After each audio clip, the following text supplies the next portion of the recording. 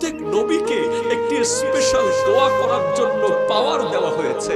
সব নবীরা এই দোয়াটা দুনিয়ার মধ্যে করে ফেলেছে আদম থেকে ঈসা, কিন্তু আমার নবীর কলিজার টুকরা বাবা চলে যাচ্ছে, নবী সেই দোয়া করেন নাই। বাবাকে চাইলে জীবিত রাখতে পারতেন সেই দোয়া করে।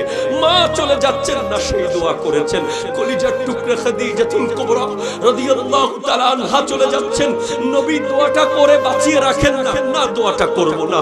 কলিজার টুকরা ফাতিমাতুজ জাহরা চলে যাচ্ছেন, না দোয়াটা করব না। ইমাম হোসেন শহীদ হয়ে যাবেন, না দোয়াটা করব না। ওই 3 বছর পাহাড়ে বন্দী করে রেখেছে, না দোয়াটা করব না। না খেয়ে পেটে পাথর বেঁধেছেন, না দোয়াটা করব না। মদিনায় চলে যেতে বাধ্য করেছেন, না দোয়াটা করব না।